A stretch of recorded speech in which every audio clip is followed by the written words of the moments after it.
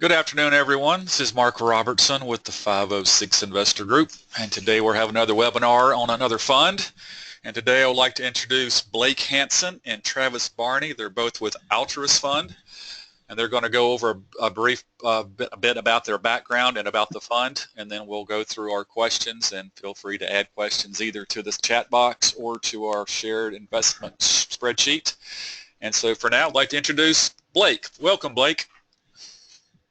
Great, thanks, Mark. Appreciate it. Really appreciate everyone's time this afternoon on a Friday in the middle of the summer. I know there's a lot of things you could be doing with your time, so appreciate everyone who's listening in today, and hopefully throughout the hour that we spend together today, we can give you guys some more context about who we are and just we do business and what we're setting out to do. So my name's Blake Hansen. I'm the managing partner of Alturas Capital, and I'm an investor. I started out my investing experience when I was about 10 years old. My father used to incent me to put money into the stock market. He would match me dollar for dollar. My first investment was a technology stock, a spin-off of a local publicly traded technology company. And I remember how excited I was when I had doubled my money just by making my investment when my dad matched me dollar for dollar, and then I doubled it again.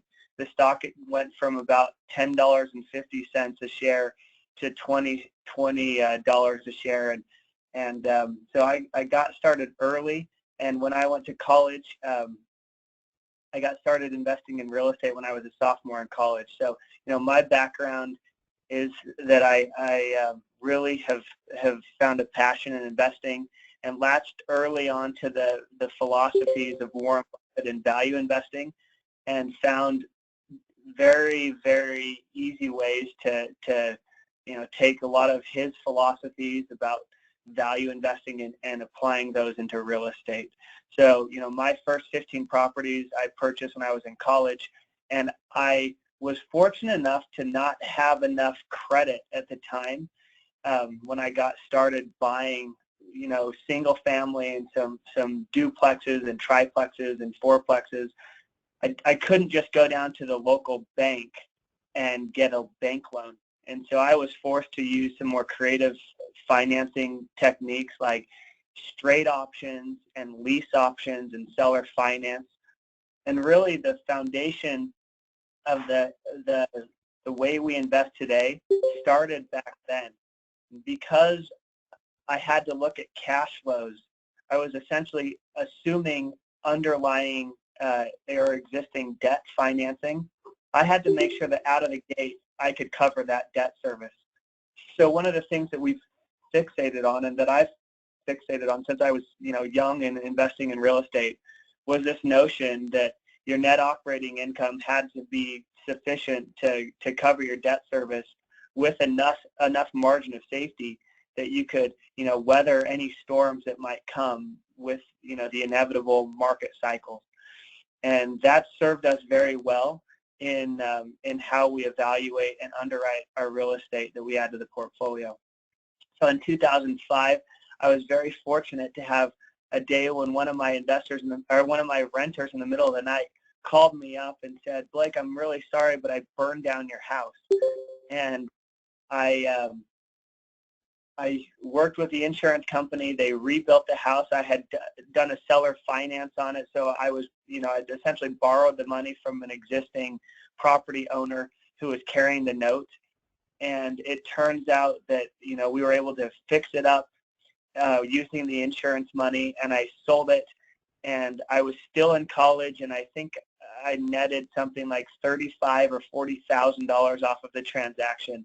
And when you're in college and you work and you trade your hours for dollars, and all of a sudden you make 35 or 40 grand, it was life changing. And I realized, wow, I've got to figure this out. The first property that I had purchased, I was just buying those for a long-term buy and hold strategy, and I really early on got the taste of how beautiful real estate investing can be when done right. By 2005, the market was out of control. I could no longer find the types of properties that I really wanted to buy, those properties that had the margin of safety, that generated strong enough cash flows to cover existing debt service. And so, I just slowed down. I just thought, wow, the market's out of control. And I wasn't an expert on real estate, but the fundamentals of my underwriting told me that the market was getting out of control. So I went back to college. I left a full scholarship to do real estate investing full time. Went back to college, finished my degree, and got a job in public accounting and worked as an auditor for 3 years, and spent 3 years finding all the ways that people misrepresent information on financials. And that served us very well in the way that we underwrite our properties that we purchase, because what we do know is that any information we get from any property owner is usually either deliberately wrong or inadvertently wrong, but it's usually not right. So we spend our time in due diligence, underwriting and really making sense of and validating the pieces of information. So, if you look at what Travis and I have accomplished, and the clarity and confidence that we have today at Alturas, it's based on these, years and years of experience that people would look at us and say, well, you guys seem pretty young to be doing this, but, we've been doing it for decades now. I started investing in real estate in 2003, so, this is the 14th year that I've been investing in real estate. So in 2009, I left my job in public accounting and started Alturas, what now is known as Alturas Capital. And we started by fixing and flipping about $30 million of residential real estate, and started taking the profits that we were making to invest in commercial properties. And by 2014, we realized we needed to expand it to outside investors. 2015, we started the real estate fund. From 2009 until 2015, when we started the fund, we had generated over 20% returns annually to our investors. So we knew when we set out to do this fund and achieved 9 to 14% returns, that was based on what we had done during a down market and going into an up market. And we realized, we thought, hey, this is something that could be achievable over a long period of time. So, really, when you look at the Alturas Real Estate Fund, our key is partnerships. Everything that we do inside the firm is about partnerships. Partnerships with investors is the number one place that we realized, and I realized early on, that when we take care of our investors, that we're taking care of ourselves. And a lot of times fund managers look at it the opposite way. They think, well, if I'm taken care of as the fund manager, then I'll be in a position to take care of my investors. And whenever there's a question, whenever there's any gray area, we're always going to fall on the side of take care of the investor first. And that's how, over a short amount of time, we've created a very, very loyal following of investors and brokers and others who are just love the way we do business. It's like doing business the old-fashioned way. Some people say it's a little bit, doesn't make sense, that you take care of other people and you get taken care of yourself. But it really does work, and we're out to prove the world wrong, that you can be good guys, do business the right way, and you can succeed by taking care of other people. And one of the great things that we've done over the time that we started the fund is generate really solid returns for our investors. It's the number one thing we can do, is generate good returns. So you look at our returns and you think, well, those are pretty good returns. 18.61% is the average realized return that we've generated annually for our investors, and that includes, that's what we're paying out on a quarterly basis. So the total return, that is includes some of the mark-to-market, the fair value adjustments that we do, and I'd like to get into that a little bit with you guys, because if there's one place that we have discretion as fund managers, and believe me, as a fund manager, you have a lot of discretion in our fund, because we're an open-ended evergreen fund. we're forced to do fair value adjustments on a quarterly basis.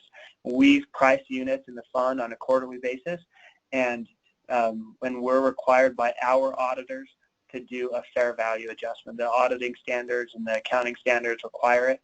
So, that's a big piece of what we're doing, is making sure that those fair value adjustments are fair, that they're consistent, that our methodology is, again, fair and consistent, that over time, as people come in and out of the fund, that those valuations are truly reflective of the underlying value of these assets, and not just the day-to-day fluctuations that might occur. We look at the long-term trends, but we can get into that in a few minutes. So the realized return, that's the cash that we're generating from the assets. The total return, that includes any of those appreciation, any time that we're buying an asset at 50% occupancy and adding net operating income. We take those NOIs, we convert that into some additional value that's created in that asset, and that is reflected in the total return. So an investor who invested with us back in May of 2015 and reinvested their dividends along the way, in over 2 years, just over 2 years, they would have doubled their money with us. And this is through the first quarter of 17. You can see 100,000 would have been 191,000, and then with what we've been able to do in the last quarter, it would have gone over 200,000. So those calculations are being computed right now for the end of the second quarter. And we've raised $17.5 million. We have $60 million of assets under management. We've got 2 properties that we'll purchase in the next 4 weeks that will bring that over $70 million. And after that, we've got 4 more assets under contract to purchase. And I don't know, I think I've got the list right here, probably an additional 15 properties that we have offers in on. And, that's just the nature of being a fund manager, is continually evaluating and looking for the best properties, and then walking away and having the discipline to walk away from properties that don't make sense. A lot of people ask us, well, what's the goal? Where are you guys trying to get to with your fund? Do you want to have $100 million or $500 million of assets under management?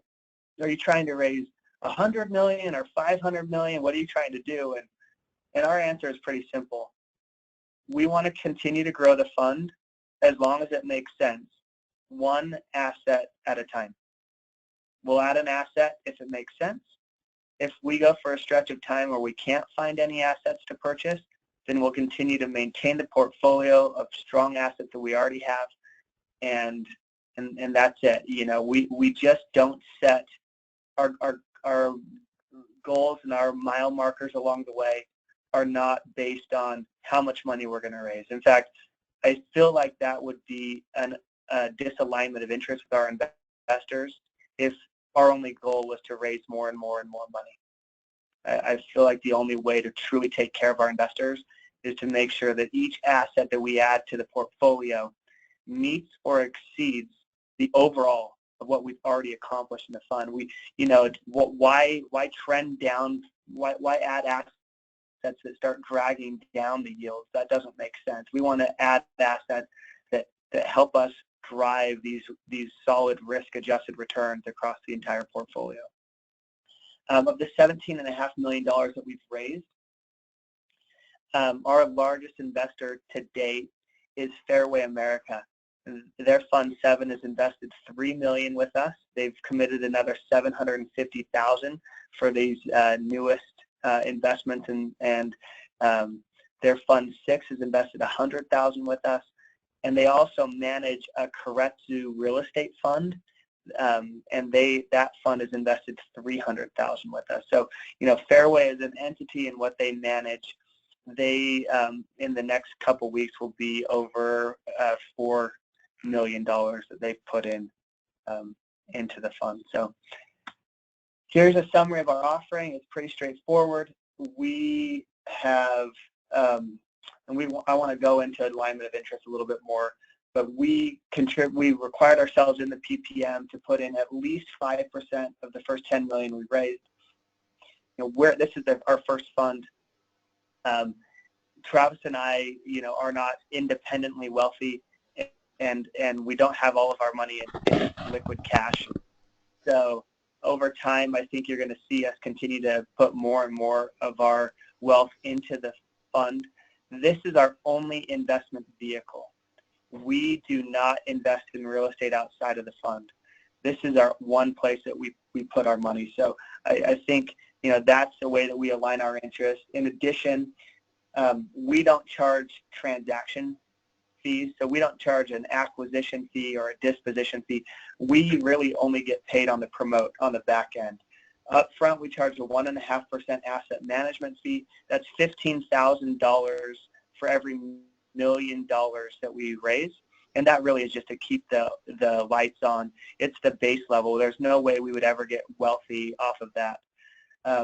Really, after the 1.5% asset management fee, we pay an 8% preferred return to our investors, and then all the profits beyond the 8% are split 70% to investors, 30% to us as the manager. We have a $100,000 minimum investment. Our average investment from our investors, including Stairways, and we have some others that are above $1 million. Average investment size is multiple hundreds of thousands of dollars. We pay out a quarterly distribution, and as I mentioned before, we target 9 to 14%. So you guys know the benefits of investing with us. Ours is a fee simple value add real estate fund, so we actually own the real estate. When you invest in the fund, you own a piece of the fund, which means you own a piece of all of the underlying assets.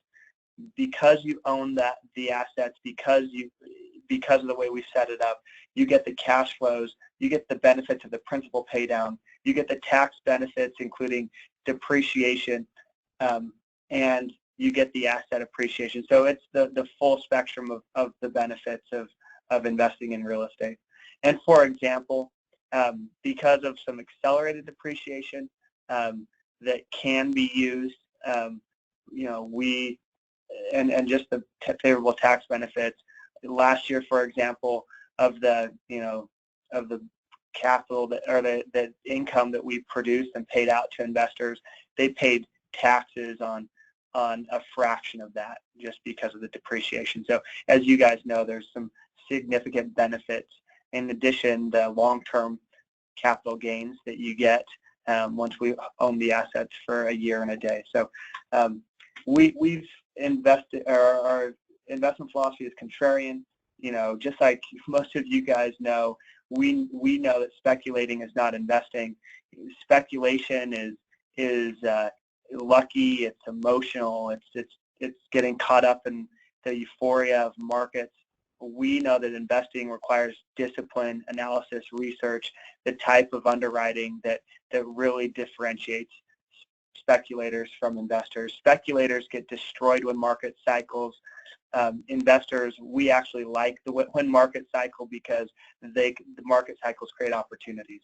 And that's the second point is when you invest for the long term, you've got to be a student of history. You've got to look and see what has happened in the past and use those experiences to help gauge where you are today and where things are going in the future. And we just expect that the markets will cycle. I don't know if it's going to be today or tomorrow or a few years from now. What we found is markets overshoot both on the top and on the bottom. So we try not to get stuck in the mentality of predicting or prognosticating exactly when markets are going to cycle, but we set up the portfolio so that we stress test the portfolio so it will be ready when markets do cycle. And we love inefficient markets. That's what gives us an opportunity to do better than peers, to do better than the people that want easy returns. We dig in because of our ability to roll up our sleeves, get to work, and create value in the assets.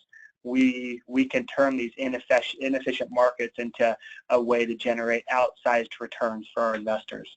And we know that as we dig in and become experts on the properties we own, we can make them perform at a higher level than just the average investor, just the unsophisticated investor or unsophisticated operator. We just have a competitive advantage doing it the way we do it. Our strategy is simple. We buy assets at or below replacement cost. We improve those assets by bringing new leases, by spending money. A lot of times when people say, what's your number one thing that you want to have in an asset that you're going to buy? And I'll tell you what it is. I want an owner that's mismanaged the property. Usually it's an arrogant owner. Usually it's an owner that hasn't cared about the property, hasn't spent the energy on maximizing the potential of that property. We can turn around bad ownership just because we have a reputation of being nice guys, good guys, deal makers. It's just having that reputation of being a deal maker allows deal flow to come to us. It allows tenants to come to us, and it gives brokers an incentive to work with us instead of someone else, because they can get paid quicker by bringing their tenants to us. They can get paid quicker by bringing deal flow to us when they cherry pick the best deals, and that's really how we've differentiated ourselves. Then once we've improved the property, once we've stabilized the property, we hold it, and we sell it when it makes sense. And people say, well, when are you going to sell an asset? Like, when does that make sense? Well, it only makes sense to sell an asset when you can achieve rents that are above the long-term trend. So if the long-term trend line says that you should be achieving $14 to $16 a foot lease rates, and you can achieve $19 to $20 a foot lease rates, that's a good indication that you probably want to sell the asset, or it's a good indication that you don't want to put debt on that asset as if that $19 and $20 a foot lease rate is going to continue into perpetuity. We underwrite at the long-term trend line at that $14 to $16 a foot. But if we can get those higher rents, absolutely we'll get them, but we won't plan on achieving those rents for the long term. If we can get those higher than the trend line lease rates, and if investors are willing to pay a premium for those cash flows when there's cap rate compression, when those two things align, we will sell an asset.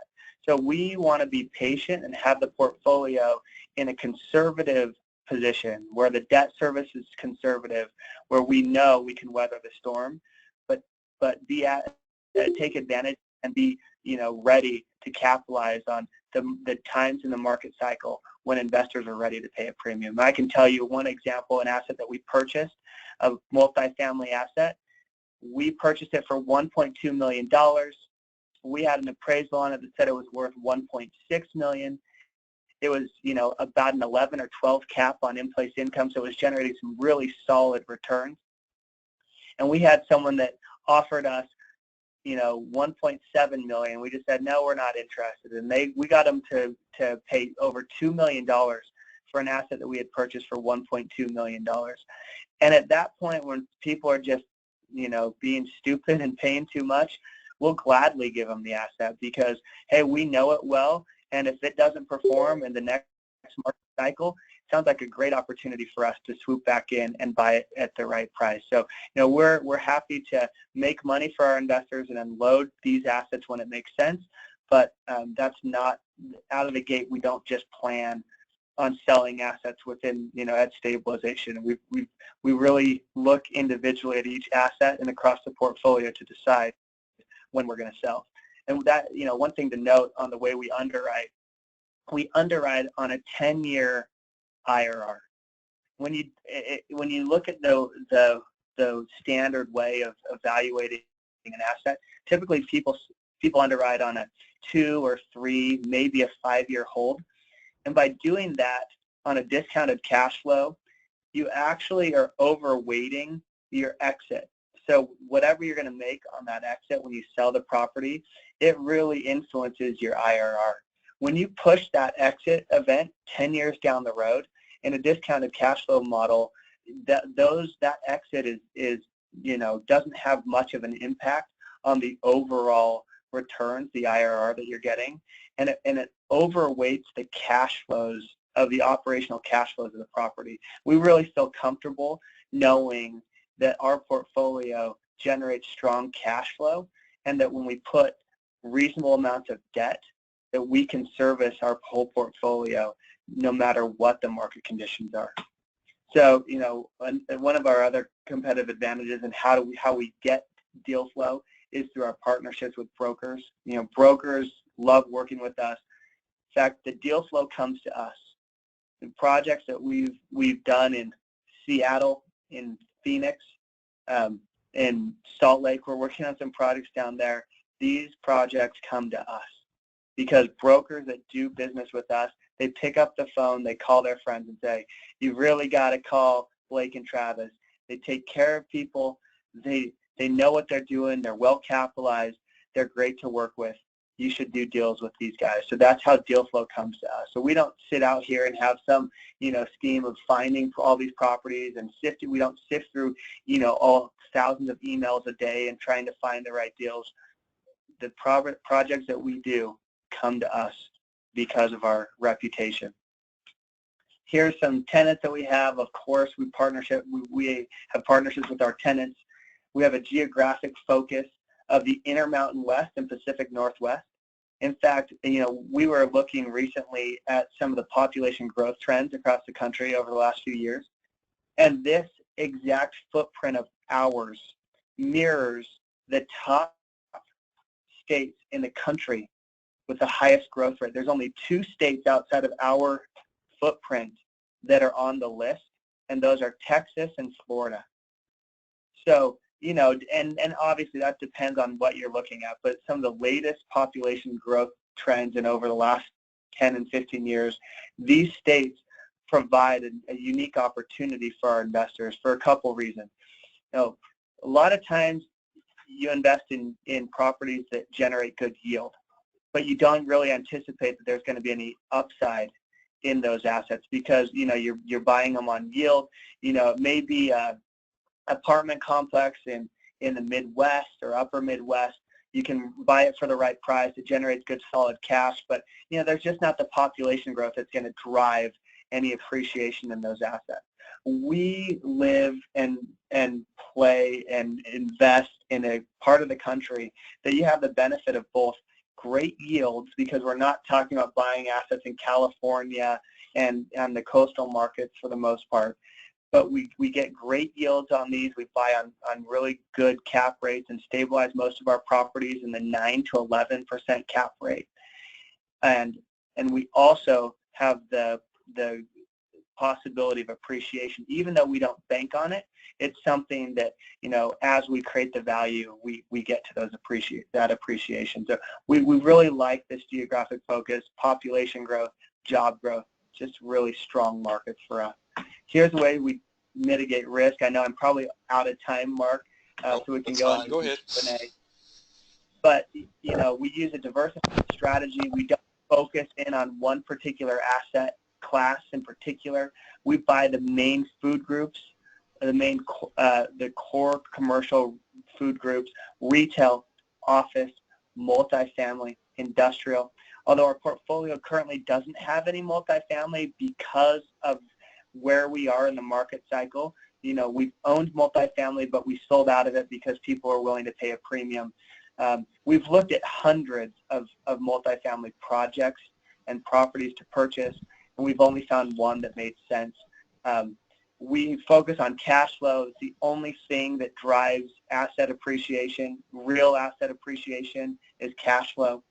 We focus on low debt service coverage, or on our debt service coverage, and make sure that our debt service can always be covered by our net operating income. So our focus is on that debt service coverage ratio across the portfolio. We're aiming to hit about a 2 to 1, so that we could literally lose 50% of the net operating income across the entire portfolio and still cover our debt service.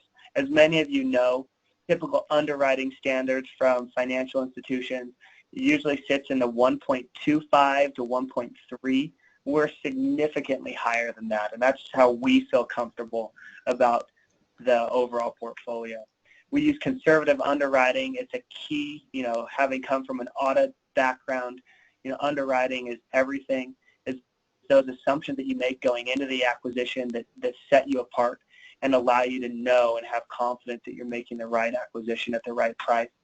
When we focus on long-term trends, we gain a comfort level by being experts about the long-term trend lines and where these properties lie compared to the long-term trends. And we just get very excited when there's frost developing in markets, when people start getting euphoric, because we know that markets will cycle. We know that typically the trends usually come back to the long-term averages, and when we have that in mind, we can take advantage of what happens with market cycles while others are sitting there reeling and wondering how they're going to make it through. We actually can take advantage of those market cycles. And then, like I said, we expect downturns and plan for the worst. So, that's kind of us in a nutshell. And with that, I think, Mark, we should maybe go into some of the Q&A. Sure. I had a quick question based on that. You said that the average cap rate is 9 to 11. That seems pretty high. I mean, typically the higher the cap rates are from lower quality tenants. Is that what you're seeing, or what's your explanation for finding such high cap rate properties? No, we don't usually buy excuse me, on a 9 to 10. But I would say that we are expecting to typically stabilize at those values. Oh, okay. So if we were finding assets, and sometimes we do, but they've got hair on them, and so we've got to mitigate for whatever those risks are. But yeah, it's unusual for us to buy there. But that being said, I would tell you guys that that's the competitive advantage that we have because of our brokerage relationships. And I'll give you an example. We purchased a property in December, 1444 Entertainment, and let me see if I can pull over here our quarterly report. So here's this from last quarter. We purchased this property, 1444 Entertainment, an 83,000 square foot Class A office property. This property was actually owned by a gentleman who was, we believe he was worth a couple $100 million. He had built this property, and he had never stepped a foot in the property. He was known in the community as a bad guy.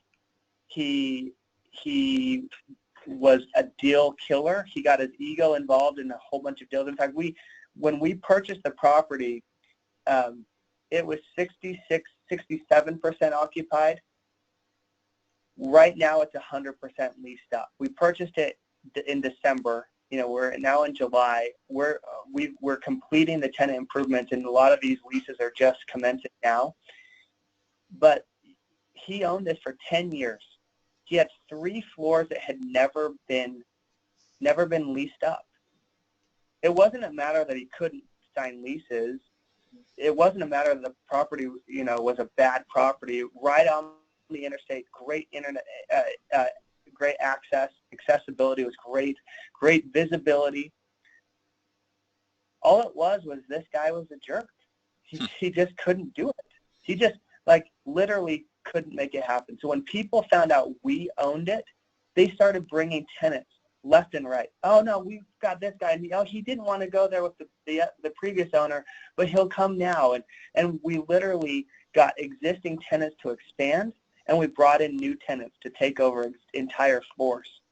Within 5 weeks, we brought the total occupancy over 90%. We signed leases within 5 weeks of buying the property to bring it from 67% to over 90%. I mean, how has that happened? What did we do that was unique? I don't know that we did anything that was unique. We've just created a company with a reputation, and we buy properties a lot of the time that have issues. I'll give you another example. Travis and I were down this morning, a project. We got a call from a broker. A local company had sold out.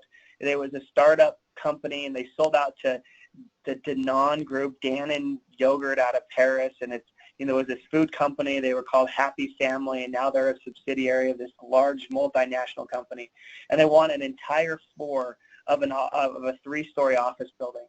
We got a call from the broker who was representing the tenant, and he said, Blake, we need you guys to own this building. We can't work with this guy. He won't spend $1 on the property.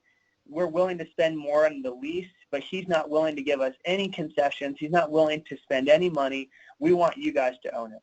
So we came in, negotiated with the guy, and this was a year ago, and the guy says, yeah, I'll sell it. And his wife said, no, I don't want to sell it. So, the deal fell apart. Fast forward 1 year, the gentleman owner is diagnosed with cancer, unfortunately, and they decide, okay, now we'll sell. So we go back around, call the brokers, and the brokers say, guess what, Blake, after a full year, we still have not signed a lease with this guy. We're ready to go. We're still here. We want to be here. The tenant wants to expand. Let's make it happen. I mean, you answer the question. What did we do that was unique? We just have relationships with brokers that know that we're deal makers, and they pick up the phone and call us. Very good. Can you describe the side agreement you have with Fairway America? Yeah, I think I maybe am overstating the fact that it's a side agreement. What we have is a management agreement that they will do our fund administration. So we have an agreement with them on the fund admin side, and Matt Burke included a component of that agreement that said, as long as they have an investment in our fund, we will use them to do the fund administration. And the thing about that is last year we kind of had some friction on the fund admin side, and I went back to Matt and said, Matt, I don't know that we're going to continue with you guys doing the fund admin. I think I need to redeem you out of the fund. And he says, no, Blake, we're investing more in your fund. We'll let you go do your fund admin somewhere else. We love what you guys do. We are so on board. We will not have you redeem us out of this fund. So I think probably it's time to update that agreement and just take that piece out of it. But they don't have a special, there's nothing real special about it. It's just they have the same terms as we do. So as far as pref and et cetera, fees. Absolutely. I mean, Matt originally, when he got started, he wanted to have a piece of our management company, but it wasn't for sale then, and it's not for sale now. So yeah, there's nothing special about the arrangement. All right. And then can you explain your quarterly fund evaluation methodology when you evaluate the assets each quarter? Can you go through what methods you use to come up with the numbers? Absolutely. So, we mark to market. We're required to do that. Our take is that valuation, there's a range when you look at fair value, fair valuation, or fair market valuation, and our stance is to always be on the low end of the range. So we only make fair value adjustments based on real information. So when we sign a new lease or lose a tenant, that's real actionable. When we have a bump in our lease rates and we are getting more from our tenants, it really is a cash flow. It's all based on NOI. So our fair value methodology is to look at the discounted cash flow model, and based on those assumptions, we don't make valuation adjustments because cap rates in multifamily have gone from 4% to 3.75%. We think that that's not a long-term cap rate. We think that cap rates, that we use in our valuations should be more normalized. If not, you would see us marking way up to some crazy fair value valuation and then marking it back down. And we don't think that's the right approach. Our approach is a long-term approach. It's a more consistent approach and consistent with the long-term trend. So on a quarterly basis, we go to each asset. We say, did we sign new leases? And it's not just if the lease was signed, was the lease signed and the tenant take occupancy and start paying rent. So just because you sign a lease doesn't mean that the value of the asset went up, not until that tenant starts paying rent. So I think the point is we do all of our fair value calculations based on actual cash flow changes to the property. And have you adjusted cap rates up at all since interest rates started to rise at the beginning of this year? No, but we never really got, if retail cap rates got down to, sub 6, we were never there because we always felt like the long-term trend line was more like 7. You know what I mean? It just, we never really get caught up in those major fluctuations that are happening just because investor euphoria dictates and because investors are chasing yield. Our cap rates are way more consistent with the long-term trend lines than anything else. All right. So no, we're not making those major adjustments. So it's basically cash flow changes, NOI changes, and cap rates are keeping conservative but pretty stable. That's the way we look at it. And what you'll notice is anytime we sell an asset, it's going to sell for above what we're carrying it on the books. By definition, we have a fiduciary duty to you as our investors. We're going to maximize the potential of these assets. And only when we can find someone that's going to pay more than what we have it on the books are we going to get rid of it. I mean, maybe sometimes there could be an exception to that rule, but for the most part, you're going to see even upside from what we have that we're carrying on the asset at, because there's a possibility too that we go through a downturn, and we don't want to just take you guys and through some roller coaster on fair value up and fair value down. We just want to keep it as consistent as possible. I mean, clearly we're going to have to make adjustments along the way, but we don't want those to be extreme adjustments. All right.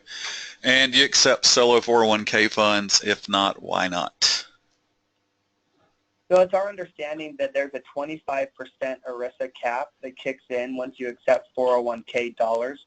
Because we were new to being fund managers, we didn't know how many dollars were going to be coming in from IRAs and 401ks. And so because self-directed IRAs didn't subject us to that same cap, we've always accepted self-directed IRA money.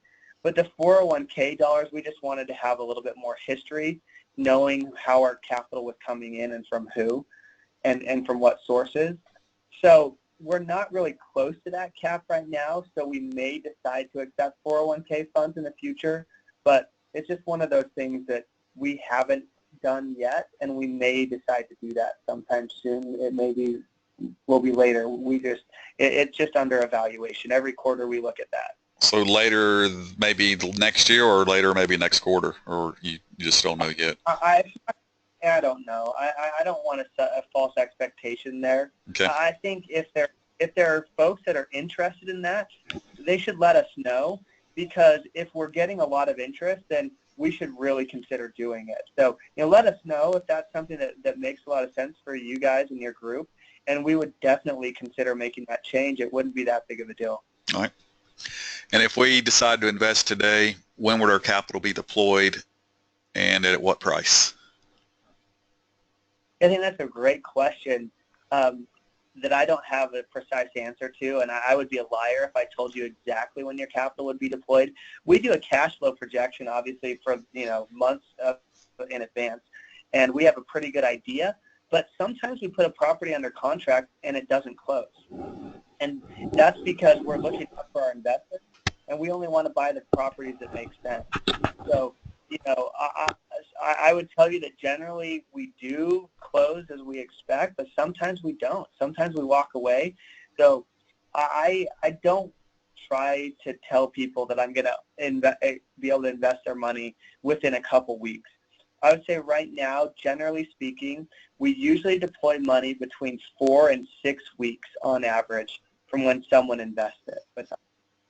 And if that doesn't lie, if the day that we invest your money isn't on the first day of the quarter, because we only price the unit, we only do the net asset value calculation and the unit pricing once a quarter, the money's treated as an 8% note until the first day of the following quarter.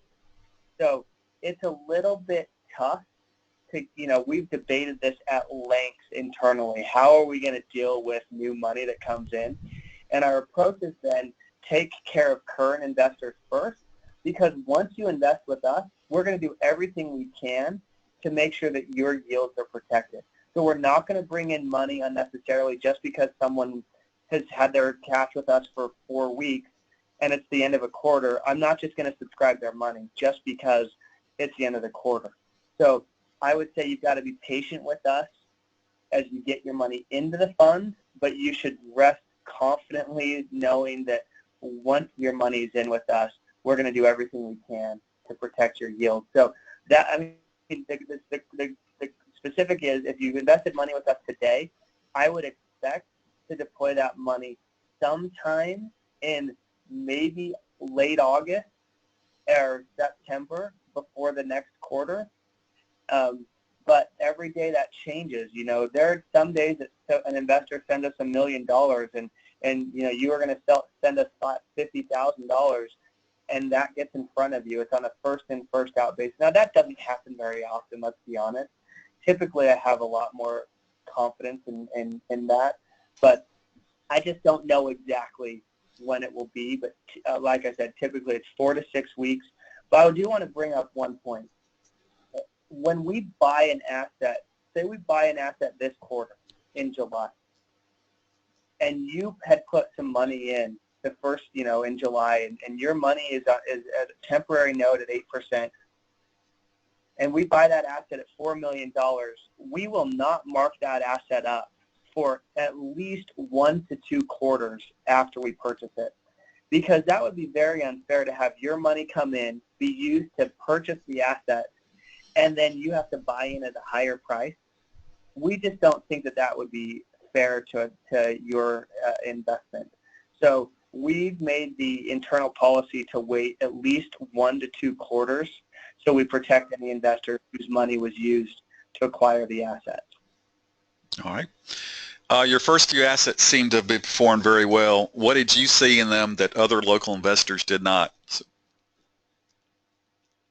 There are a couple things that we have a competitive advantage. I mean, as you know, we play in this space that's below the institutional grade investor and above the mom and pop. So the average, you know, guy isn't going to be able to pool $1 million in equity or $3 million of equity to do the deal that we're doing. And most of the institutional investors don't want to only deploy $1 million or $3 million. They want to deploy $5, $10, $20 million at a time. So because we kind of play in this sweet spot, there isn't a lot of competition. But some of these, I mean, every asset that we buy, you know, someone knows about it, and there's a reason that we get it. So some of the first assets, for example, Eagle Marketplace is one, 60,000 square foot retail center. The previous owner spent $12 million on the asset. She had no more money left by the time her tenants started leaving and the market changed. We bought it for $4 million, 50% occupancy. We underwrote it to sign $11 to $12 a foot leases. We've been achieving $14 to $16 a foot leases, so we beat the pro forma. And there were like 3 different groups that were trying to buy it along with us. They couldn't get their financing in order. They didn't have the credibility. I mean, I can't tell you exactly why we ended up with it, but after some other groups had tried, we made it happen. In addition, we work harder when we have an asset under contract. So that one in particular had a key bank lease that was up for renewal. And that lease at the time, because the occupancy was so low, it accounted for like 50% of the net operating income. So if you purchased that asset and the key bank lease went away, you would be stuck, you know, with, you know, 25% of occupancy. It just really wasn't a good deal for most people. Well, in our underwriting during due diligence, we were able to go to key bank, use our relationships to get to some higher end folks in the organization, and work with the local people to get them on board with what we were going to do. We had a capital improvement plan. We made that very public to the tenant base, and we came in and won them over so that during due diligence we were able to secure them as a tenant. So, you know, those are the types of things that we do to really mitigate risk in our due diligence and during underwriting. All right. Are there any assets in the portfolio that are not performing or are performing below pro formas or expectations? If so, yeah, I'd say 110 Main. It was a historic renovation. It was a retail or residential property that we converted to office. We made a couple mistakes with that one, and the first one in particular, our PPM allows us to go into projects where we're a minority partner. That project was brought to us by one of a group that we had worked with a lot before. We've done probably over the years $50 million or more in real estate acquisitions together. And they asked us if we wanted to be a minority partner in the deal. And we said, sure, yeah, that makes a lot of sense. Well, the first blunder was that they're running with it, and we should have been. So we've now made the decision that we won't be doing any minority stakes. So, you live and learn, and that's a pretty inexpensive way to learn that lesson in the fund. If you look here, we have $150,000 into that investment out of the $17.5 million that we've raised. It's a rounding error in terms of the investment, in terms of the returns. But, number two, the renovations took longer. Those guys, they made a decision to only renovate half of the main floor, not the upstairs. We've had a lot of tenants and potential owner users come, but they're uncertain about what the cost would be to do the upstairs. And so now they're going back and we're renovating the upstairs too. It's just been a kind of a classic example of making these mistakes along the way that have hampered us in terms of getting it turned around. So if there's anything that's that we've made a mistake on, it's that. But on the other hand, we're in the money on that project. We really like it. The regional hospital is doing a $1 billion renovation expansion to the hospital that's literally 1 block away. It's in a great location and is the right type of property for the long term. So yeah, if there's anything, I think that would be it, the one. But you still think you'll come out and actually make money on that in the end, or still up in the air? Yeah, I think we'll make money on that one for sure. We have an attorney group that wants to come in and buy it right now that we're just working through what is the cost of the renovations on the second story. So, it definitely has had some great interest. We just haven't been able to close the deal yet. And in the last 6 months, have you seen any changes in cap rates, just in general, across through different markets? Well, yeah. Of course. As interest rates have come up, I think there's been, at least cap rates haven't been going down. The compression has stopped. Obviously, over the last 3 to 4 years, we've seen a lot of cap rate compression. But with interest rates increasing and expected to increase, cap rates have been relatively stable or increasing a little bit over the last 6 months. Okay. And how do you decide between reinvesting capital on liquidity events and returning capital to investors? Well, at this point in the fund, our distributions, what's called excess distributable cash in the PPM and our documents, that mirrors net income. So we pay out distributions based on net income. So when there's a liquidity event and it generates higher net income, we pay that out to investors. All right. And is the annual management fee 1.5% of member capital equity or also the note holder capital? The 1.5% also includes note holder capital, but so it's all invested capital. All right. However, we've raised $350,000 on the notes, and we expect that to always be very, very negligible. We don't like any long-term debt that's not affixed to individual assets, and that goes on these notes. Some fund managers would be all in for leveraging up the fund at the fund level using these types of notes, and we just think it adds another element of complexity and another element of risk for our equity investors, and so we're reluctant to take on too much of that debt. And so what is the difference between leverage using note holder versus normal leverage, such as credit? It's a long question, but that's essentially it. Why leverage up the fund with that kind of note holders instead of just regular debt? Because the note holder debt is just a way that you can juice the returns for your equity holders. If we're generating, 15, 18% returns, and you can get a piece of that at 8% instead, then all the other equity investors are getting slightly better returns on their money. So, there's a case to be made for using that, but our take is you've got to be very, very cautious, because in a downturn, those are fixed debt payments that you've got to make. And that's how we manage our debt service coverage ratio, not only on an individual asset level, but also across the entire portfolio on the fund level too. I don't know if I'm answering the question. Yeah, you are. And how much time do you spend on AlertSense? How much time does AlertSense take up? You're listed as the VP of Operations and overseeing the day-to-day operations. No, that was because my dad actually runs that company, and right now there's a transition. He's trying to hire in a new president and operations manager. So he has me listed because I'm on the board of directors. But you're not spending any time on it. I mean, I spend time there, but this is what we do full time. I mean, Travis and I are full time at Alturas Capital doing the real estate fund. So if you go to the AlertSense website, you'll notice that my father is the chief executive officer of that company, and that's just one of those things. As a member of the family, sometimes you get to be used as a placeholder for things. So you spend more than 90% of your time on the fund.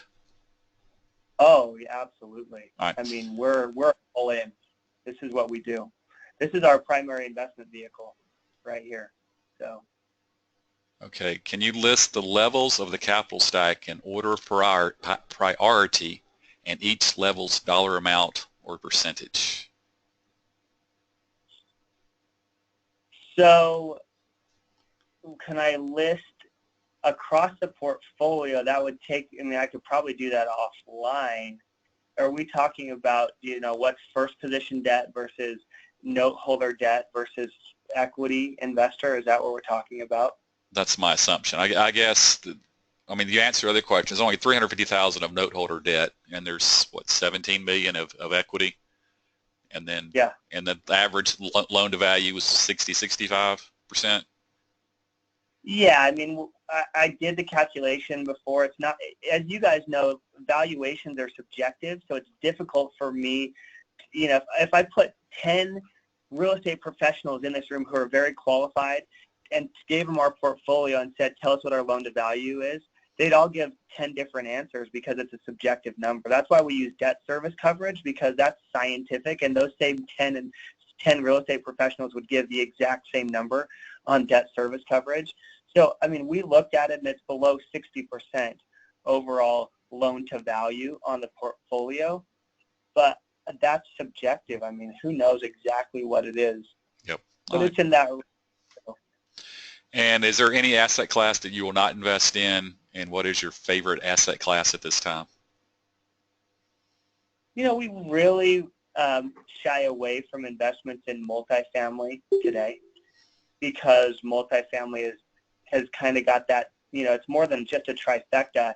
There's like the convergence of historically low interest rates and non-recourse debt provided by Fannie that, is non-recourse. So you're getting these up to 40-year amortizations on multifamily.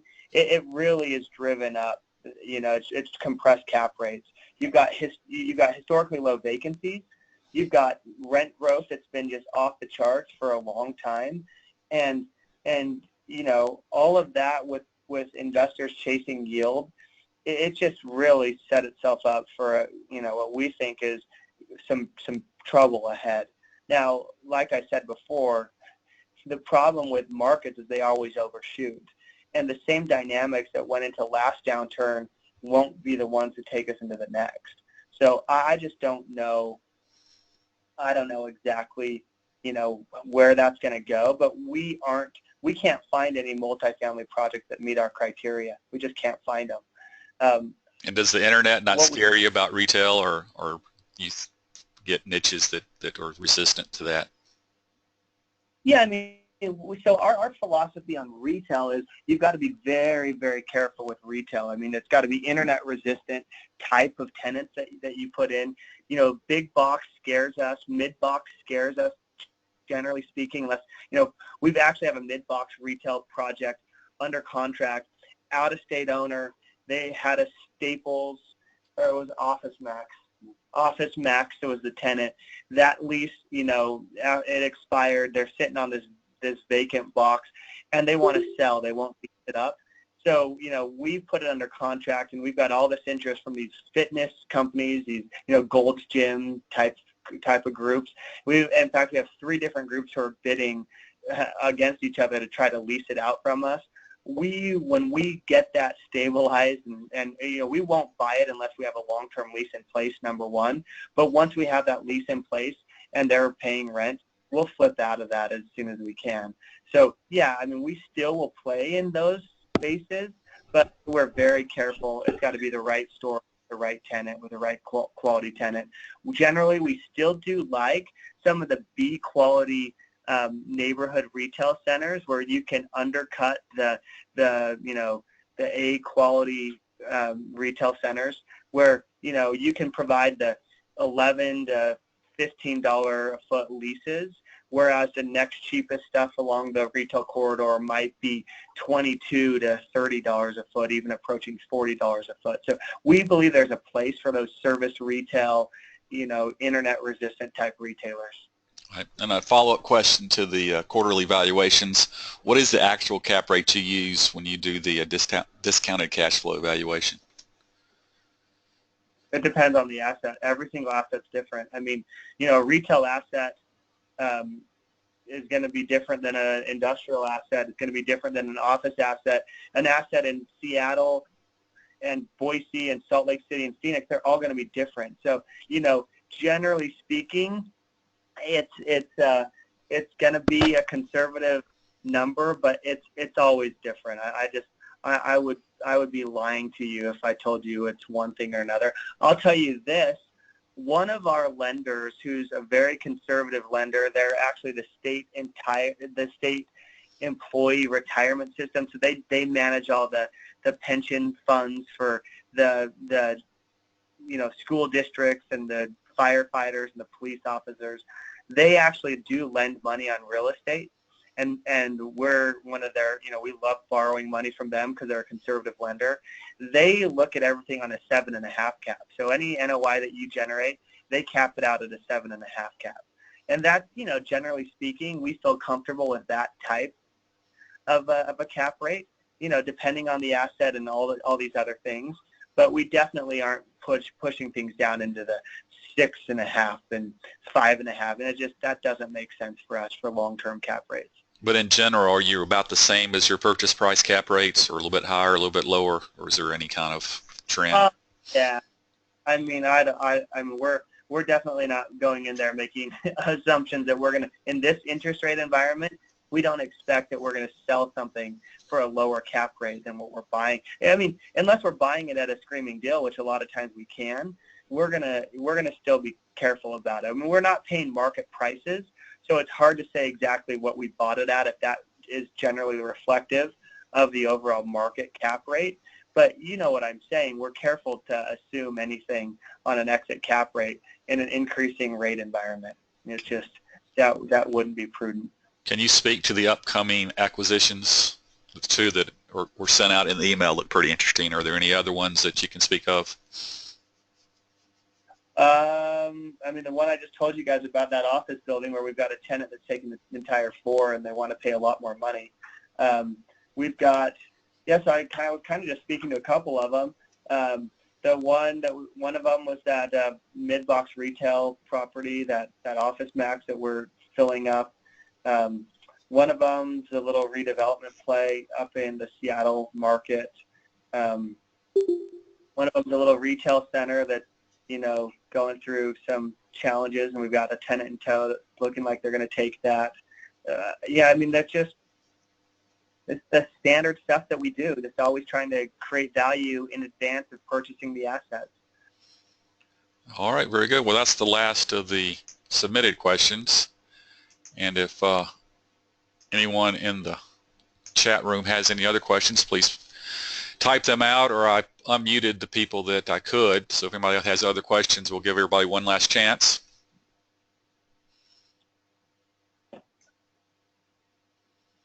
Doesn't sound like there are, so I guess we can wrap it up. I'd like to thank you very much for taking the time to go over your fund and present all this good information, and we really appreciate it.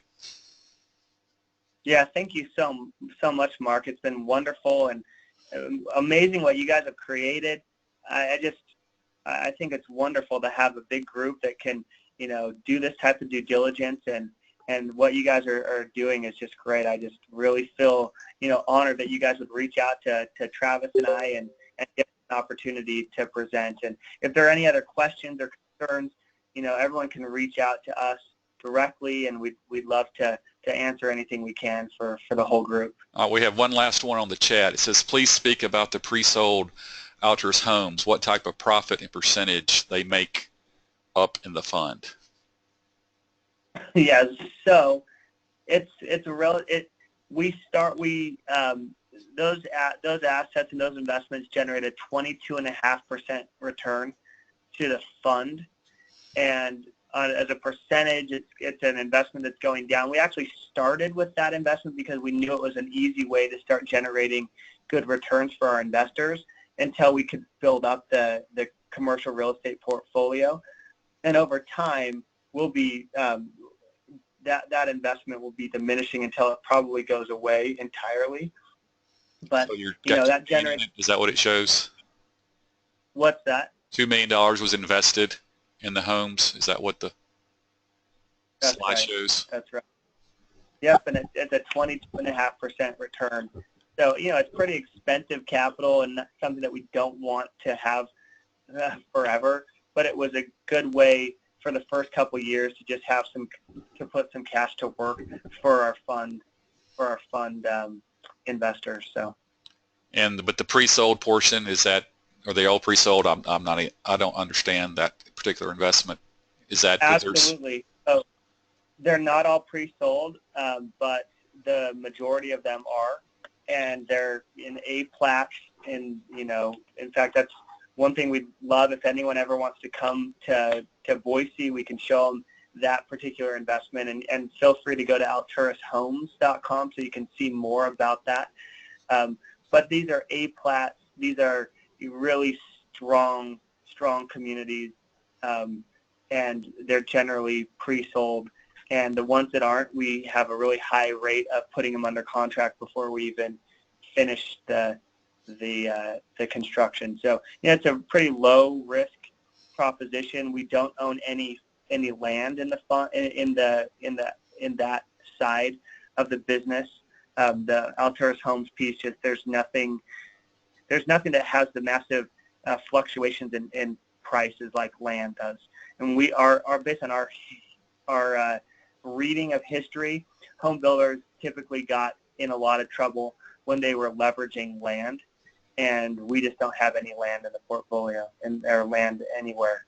So it's just we buy inventory on a just-in-time, just as needed basis, and they're finished lots that we build on. So I mean, we probably have less than 1 month finished lot inventory, that we're just in the process of getting something done and to get started on those projects. So it's a fairly low risk proposition for a home building company. All right. Well, that does wrap it up, and well, thank you again, and we'll speak soon. Thanks, Mark. All right. Thank you. All right. Thank you. Goodbye, everybody. Bye.